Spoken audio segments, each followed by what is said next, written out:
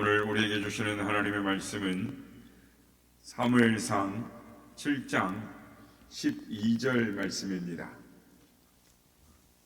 사무엘상 7장 12절의 말씀을 우리 함께 한 목소리로 합독하겠습니다. 시작. 사무엘이 돌을 취하여 미스바와 센 사이에 세워 이르되 여호와께서 여기까지 우리를 도우셨다 하고 그 이름을 에벤에셀이라 하니라. 아멘. 할렐루야. 오늘 우리와 함께 하신 주님을 찬양합니다. 성경 사무엘서 7장은 고난을 만난 성도가 어떻게 그 고난을 이기고 큰 축복 가운데 도달하게 되는가를 말씀을 하고 있습니다. 이스라엘은 전쟁에 대한 트라우마가 있습니다. 트라우마라는 것은 후유증을 말하는 것이죠. 예를 들면 개에 물린 사람은 이 작은 개만 봐도 땀을 흘리고 피하는 것입니다. 그러니까 자기도 모르게 피하게 되는 것이죠. 이게 트라우마인데, 우리가 이제 지금까지 살펴본 대로 이스라엘은 블레셋과의 전쟁에서 두 번이나 패배를 했습니다. 여러분 생각해 보십시오. 블레셋이라는 말만 나오면, 전쟁이라는 이야기만 나오면 이스라엘 백성들의 마음이 어떠했겠습니까? 또 질 텐데, 패배할 텐데, 이런 두려움이 있습니다. 그러니까 이스라엘이 지금 오늘 본문에 보면 또 그 상황에 처한 상황이 되었습니다. 이제 다시 그들은 전쟁의 위기에 처했습니다. 수많은 블레셋 군들이 진을 치고 전쟁을 할 준비를 하고 있습니다. 그리고 전쟁이 일어나면 수많은 남자들이 죽임을 당할 것이고, 또한 슬픔이, 그리고 또 모든 재산을 빼앗기는 그런 아픔이 있게 될 것입니다. 이 전쟁이 되면 입게 될 이 피해와 고통과 두려움이 그들 가운데 말할 수 없게 될 것입니다. 역시 우리도 고난이 없기를 바랍니다. 고통이 우리를 피해가기를 누구나 바라는 것입니다. 하지만 불행하게도 이 고통은 항상 존재한다라는 것입니다. 대학에 가려면 입시라는 고통을 시간을 겪습니다. 취업을 하려게 해도 취업 준비를 하는 이 고통의 시간을 겪죠. 남자들은 이 군대라는 예전에 3년이었습니다. 이제는 이제 2년이죠. 또 여자들은 출산이라는 고통을 꼭 겪습니다. 이런 과정 없이 얻는 것이 없습니다. 고난은 항상 우리의 인생 가운데 존재하는 것입니다. 그러나 그 결과는 상이하게 다릅니다. 고난에도 두 종류가 있습니다. 하나는 좋은 열매를 맺는 생산적인 고난이 있습니다. 어떤 이들은 고난을 거친 후에 좋은 열매를 맺습니다. 예를 들면 군대를 생각하면 남자들은 군대를 갑니다. 그래서 힘들고 어려운 2년이라는 시간을 보내고 돌아옵니다. 참으로 힘들고 고통스러운 시간들이죠. 그런데 한국 남자들은 누구나 이 시간을 겪습니다. 이 시기를 거쳐서 어떤 이들은 남자다워지는 것입니다. 정신적으로 성숙해져 돌아옵니다. 그리고 효도를 알고 철이 듭니다. 이제는 자신의 앞길을 스스로 개척해 나갈 줄 알고, 어려운 일이 있어도 그 일에 대해서 당당하게 또 그 고난을 이겨내 나가는 것입니다. 그렇습니다. 고난을 겪으면서 성장하고 성숙하고 변화되는 것입니다. 이런 걸 보고 생산적 고난이다라고 말을 합니다. 하지만 모두가 다 그런 것은 아닙니다. 어떤 이들은 똑같이 군대를 갔다 왔지만 경험하지만 하나도 달라지지 않고 욕만 늘어서 성격만 삐뚤어져서 돌아오는 경우들이 있습니다. 이게 이 파괴적인 고난인 것입니다. 이들은 아무리 좋은 일이 생겨도 제대로 사용하지 못하는 것입니다. 배울 기회로 만들지 못합니다. 그래서 힘들면 힘들어서 못하겠다, 돈이 없으면 돈이 없어 못하겠다, 변명만 하고 불평만 하는 것입니다. 늘어나는 것은 불평입니다. 아무리 많은 시간이 주어져도 이 사람들은 전혀 배우지 않습니다. 그리고 자신을 파괴하고 자신의 손해보는 쪽으로만 건조하게 인생을 살아가는 것입니다.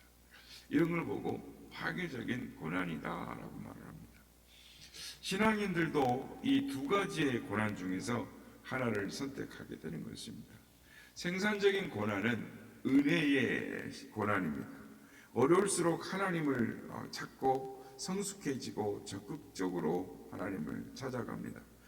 포기하지 않습니다. 하나님이 우리를 도우실 걸 믿고 좌절하지 않고 끝까지 하나님 의지하며 도전을 합니다. 하지만 파괴적인 고난은 약간의 고난으로도 흔들리고 요동치는 것입니다. 하나님이 나에게 어떻게 이렇게 하실 수가 있습니까? 불평하고 원망을 멈추지 않습니다. 그리고 쉽게 포기하는 것입니다. 좌절하는 것입니다. 그래서 자신의 신앙을 파괴하고 자신의 삶을 파괴해 버리는 것입니다. 오늘 본문에 이스라엘의 뛰어난 점은 고난을 생산적인 고난으로 만들었다라는 것입니다. 오늘 보면 7장 2절에 보면 괴가 기럇 예아림으로 들어간 날부터 20년 동안 오래 있은지라라고 말씀합니다. 20년 동안 하나님 없이 언약궤 없이 살아갔습니다.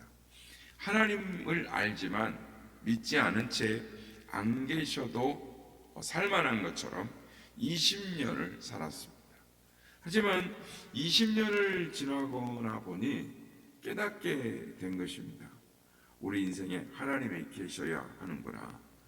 나의 생명이 되시고 진리 되신 하나님이 우리와 함께 하셔야 하는구나. 하나님이 우리를 도와주셔야 우리가 살 수 있구나. 이것을 깨닫게 된 것입니다. 그래서 이스라엘이 이렇게 변화됩니다. 7장 2절에 보면 20년 동안 오래 있은지라 이스라엘 온 족속이 여호와를 사모하니라. 이스라엘이 20년 동안 이 20년이라는 이 시간 동안에 언약궤 없이 지내다 보니 그리고 고생을 해보니까 이들이 하나님을 사모하고 하나님을 구하는 사람이 되었다라는 것입니다. 이스라엘이 달라진 것이죠. 그렇다면 구체적으로 어떻게 달라졌을까요? 오늘 보면 3절 말씀을 보면 사무엘이 이스라엘 온 족속이 말하여 이르되 만일 너희가 전심으로 여호와께 돌아오려거든 이방 신들과 아스타롯을 너희 중에서 제거하고 너희 마음을 여호와께로 향하여 그만을 섬기라. 그리하면 너희를 블레셋 사람의 손에서 건져내시리라. 달라진 이스라엘이 제일 먼저 한 것은 제거하는 것이었습니다. 그들 안에 있는, 즉 그들이 변화되려면 과거의 쓰레기, 버릴 것들을 잘 버려야 하는 것입니다. 우리 안에 있는 거짓들, 즉 우상들을 제거해야 하는 것입니다. 우상을 제거하는 것이 대단히 힘든 일입니다. 왜냐하면 이 이방신들은, 우상들은 그들에게 풍요와 쾌락을 약속하기 때문입니다. 이방신이 섬기던 바알과 아스다롯은 풍요와 곡식의 신들이었습니다. 섬길수록 풍요와 쾌락을 약속하는 신들이었기 때문입니다. 그런데 이스라엘이 이러한 신들을 거절한 것입니다. 물질과 경제적인 유익을 주는 것을 거절을 한 것입니다. 그리고 6절 말씀을 보면 이스라엘의 진정한 결심과 회개가 계속되는 것을 볼 수가 있습니다. 6절 말씀입니다. 그들이 미스바에 모여 물을 길어 여호와 앞에 붓고 그날 종일 금식하고 거기에서 이르되 우리가 여호와께 범죄하였나이다 하니라. 6절 말씀에 물 붓는 행위는 성경에 보면 구약에 여기서만 나옵니다. 그러니까 독특한 행동이죠. 그럼 이게 왜 이렇게 했을까? 광야에서는 물론 이스라엘 지역이 비가 좀 많이 내리지 않는 지역이고 물이 귀한 곳입니다. 그러니까 광야에서 물은 소중하고 생명과 같은 것이죠. 비싼 겁니다.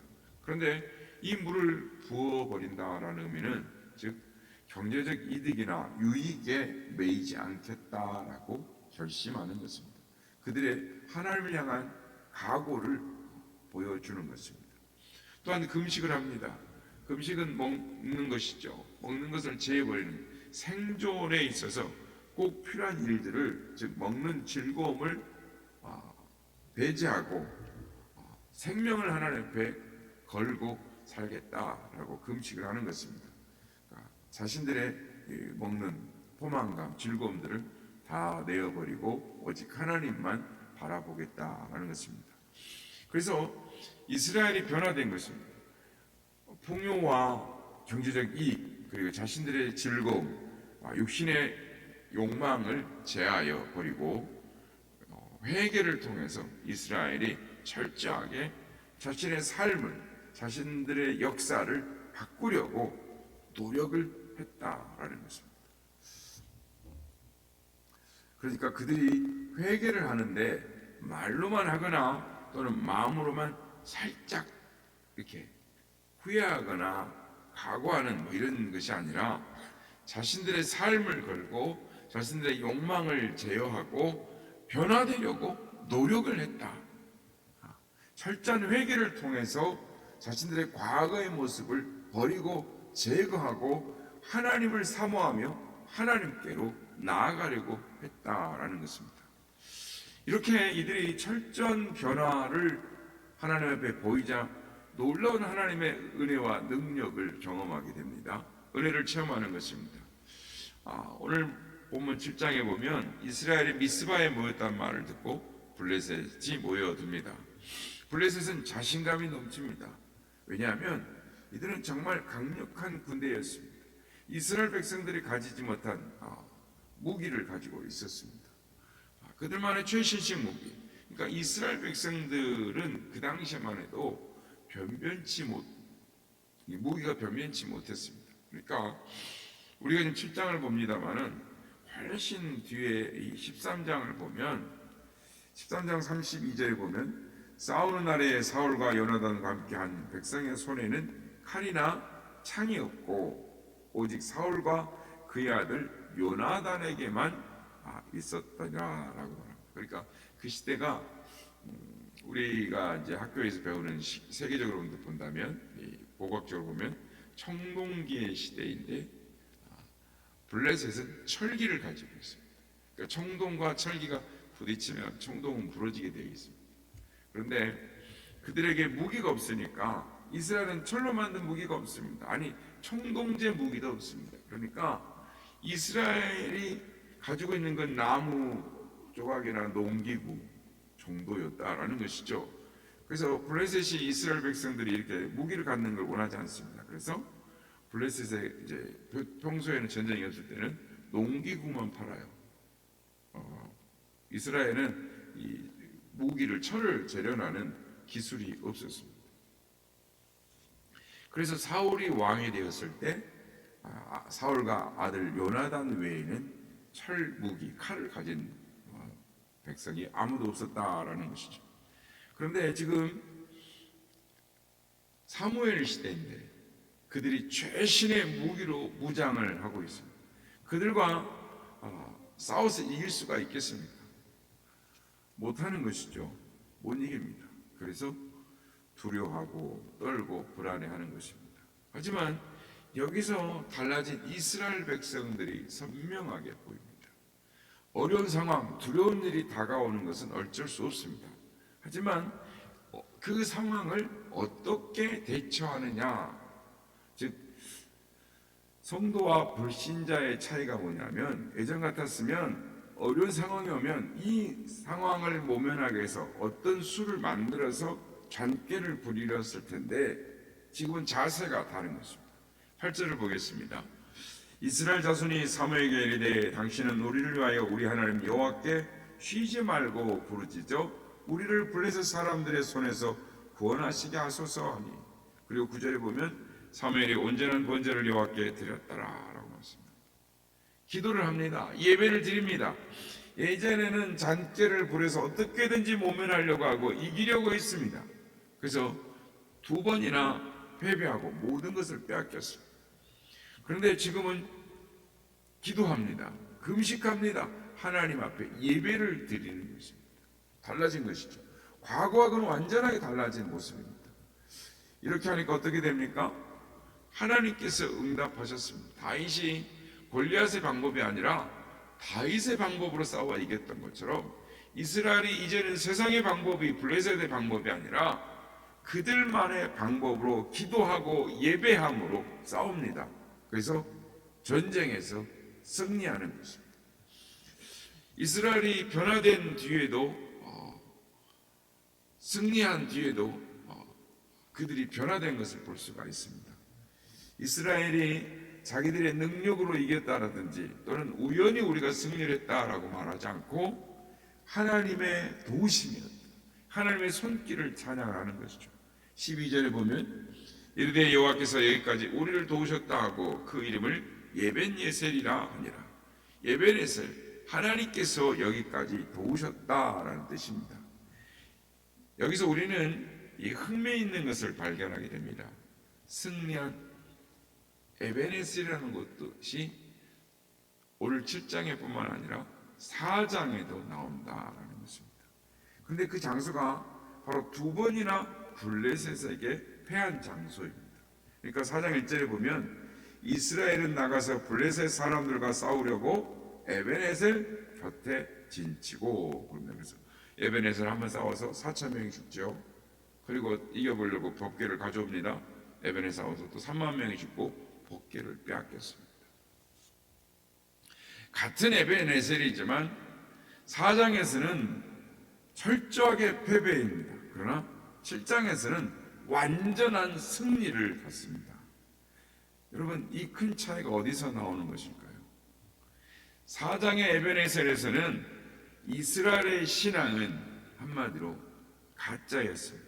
하나님을 이용하려 들였습니다. 하나님의 언약궤를 전쟁터로 끌어다 놓고 승리하려고 하는 것입니다. 이것은 하나님을 믿은 게 아니라 하나님을 이용하려고 했던 것입니다.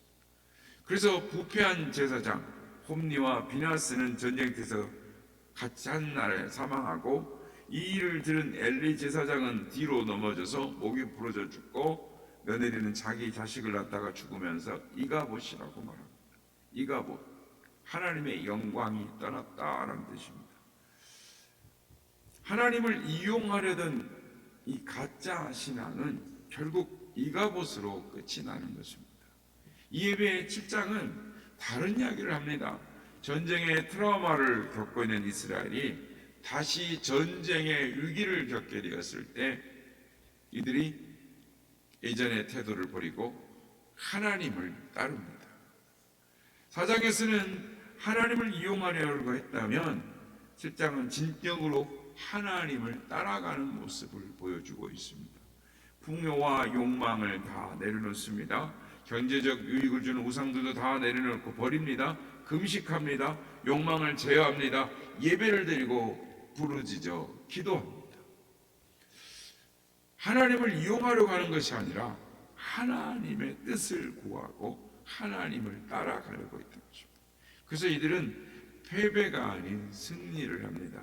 그리고 이들은 진심으로 그들의 역사를, 그들의 승리를 에벤예셀이라고 고백을 하는 것입니다. 하나님께서 우리를 도우셨다. 여기까지 도우셨다. 여러분, 우리의 인생을 뒤돌아보시길 바랍니다. 여러분, 인생의 끝에서 무엇을 발견하기를 바라십니까? 이가봇입니까? 에벤예셀입니까? 바라기는 하나님께서 나의 인생을 여기까지 도우셨다. 하나님의 승리를 찬양하고 하나님이 여기까지 도와주셨을 뿐만 아니라 앞으로도 도와주실 것이다. 그 하나님을 믿고 신뢰함으로 에벤에셀의 신앙을 고백하는 하나님의 사람들, 승리의 사람들이 다 되시기를 예수님의 이름으로 축복합니다.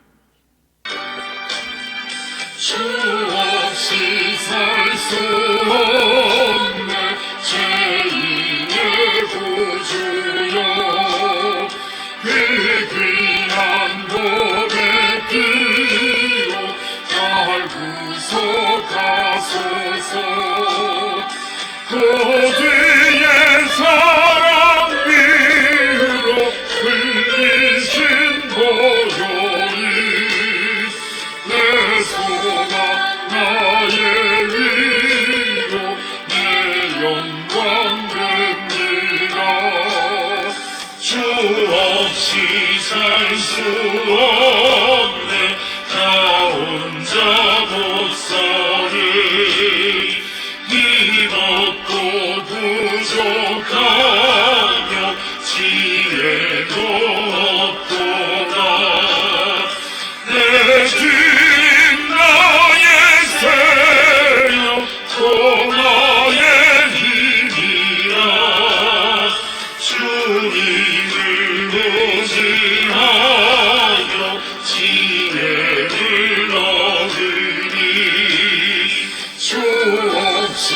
살 수 없네 내 주님 아신다 내 영의 깊은 강구 나의 소원을 지각의 나의 마음 이어라 주기로 내가 의미로 와서 경험케 하시는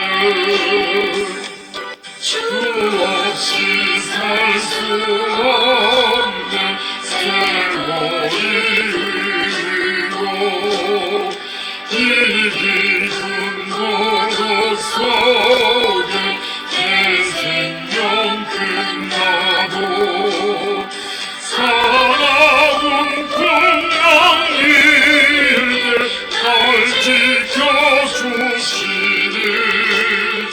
내 곁에 계신 주님 믿기 됩니다.